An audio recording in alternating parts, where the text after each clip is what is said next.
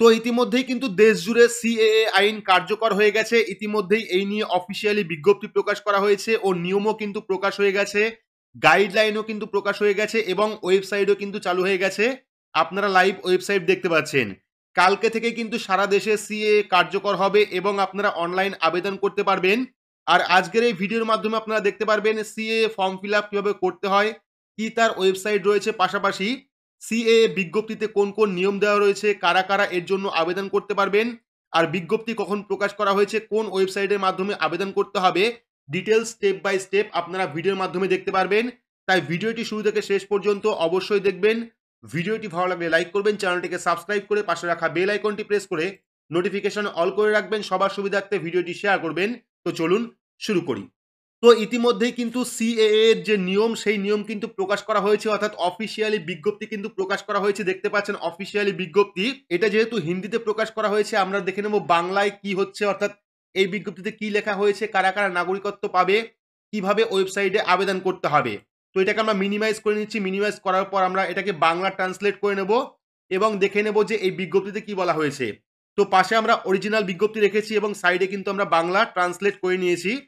দেখতে পাচ্ছেন এখানে যা লেখা হয়েছে তাই কিন্তু আমি বাংলা ট্রান্সলেট করেছি। লেখা হয়েছে, নাগরিকত্ব সংশোধন অধিনিয়ম ২০১৯ ভারতের প্রতিবেশী দেশ থেকে ধর্মীয় কারণবশত যারা দেশ ত্যাগ করতে বাধ্য হয়েছিলেন ৩১শে ডিসেম্বর ২০১৪ আগে, ডেটটা মনে রাখবেন, ৩১শে ডিসেম্বর ২০১৪ আগে ভারতে এসেছিলেন, তাদেরকে ভারতীয় নাগরিক অধিকার দেওয়ার কানুন ৩টি দেশ, আফগানিস্তান, পাকিস্তান আর বাংলাদেশের ৬টি মাইনরিটি কমিউনিটি, হিন্দু, শিখ, বৌদ্ধ, জৈন, পার্সি, এদের কিন্তু পুনর্বাসন দেওয়া হবে।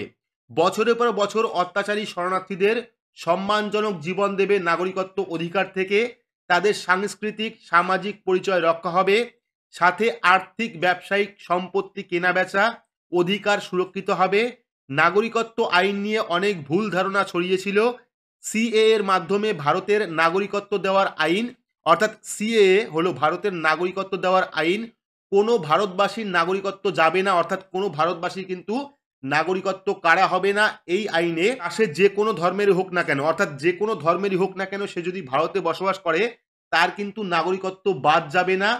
যেমন পাকিস্তান, বাংলাদেশ, আফগানিস্তান থেকে যারা মাইনরিটি আছেন, সেই দেশের মাইনরিটি, তারা যদি ভারতে এসে থাকেন তাদের কিন্তু নাগরিকত্ব দেওয়া হবে। ভারতের কারোর নাগরিকত্ব বাদ হবে না। এই আইন কেবলমাত্র ওই মানুষদের ক্ষেত্রে যারা বছরের পর বছর অত্যাচার সহ্য করার পর ভারত ছাড়া আর অন্য দেশে যেতে পারেননি বা আশ্রয় নিতে পারেননি, তাদের কিন্তু ভারতে আশ্রয় দেওয়ার জন্য বা ভারতের নাগরিকত্ব দেওয়ার জন্যই এই আইন। তো বুঝতে পারলেন যে কি লেখা হয়েছে বা সিএ আইন কি। এই নিয়ে কিন্তু আরো আপডেট আসবে, আরো নিয়ম আসবে, ডিটেলস কিন্তু আমরা পরবর্তী সময় নিয়ে আসবো যখন অফিসিয়ালি আরো বিজ্ঞপ্তি প্রকাশ হবে। এর নিয়ম কি রয়েছে, কিভাবে আবেদন করতে হয়, আমরা কিন্তু ইতিমধ্যে একটি ওয়েবসাইট পেয়েছি এবং সেই ওয়েবসাইট থেকে আপনাদের দেখালাম একটি ফর্ম কিন্তু আমরা ইতিমধ্যেই পেয়েছি, যেটা হলো সিএএ ফর্ম। যদি এইটাই সত্যি হয় বা এই ওয়েবসাইটটাই যদি হয়, সেক্ষেত্রে কিন্তু কালকে অর্থাৎ আগামীকাল কিন্তু আপনারা সম্পূর্ণ ফর্ম ফিল আপ ভিডিও দেখতে পারবেন, কোন কোন ডকুমেন্ট লাগবে সেটাও দেখতে পারবেন, পাশাপাশি স্টেপ বাই স্টেপ সম্পূর্ণ ফর্ম ফিল আপ দেখতে পারবেন। তো আপাতত 10:30টার পরে বা 10টার পরে যখন অফিসিয়ালি সব কিছু প্রকাশ হবে বা সব নিয়ম কানুন যখন চলে আসবে, আপাতত কিন্তু এই নিয়মটা প্রকাশ করা হয়েছে।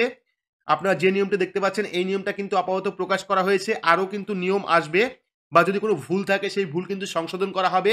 আমরা কিন্তু সর্বশেষ যখন ফাইনালি আপডেট বিজ্ঞপ্তি আসবে, সেই বিজ্ঞপ্তি নিয়ে পাশাপাশি অরিজিনাল যে ফর্ম ফিল আপ, অর্থাৎ সিএ এর যে ফর্ম ফিল আপ, সেই ফর্ম ফিল আপের সম্পূর্ণ পদ্ধতি এবং ডকুমেন্ট কী কী লাগবে, কারা কারা আবেদন করতে পারবে, ডিটেলস কিন্তু আমরা ভিডিওর মাধ্যমে দেখাবো। তার জন্য অবশ্যই চ্যানেলটিকে সাবস্ক্রাইব করে রাখবেন এবং এইরকম গুরুত্বপূর্ণ আপডেটের জন্য পাশে রাখা বেল আইকনটি প্রেস করে নোটিফিকেশন অল করে রাখবেন আর সবার সুবিধার্থে ভিডিওটি শেয়ার করবেন। তো আজকের মতো এইটুকুই। ধন্যবাদ।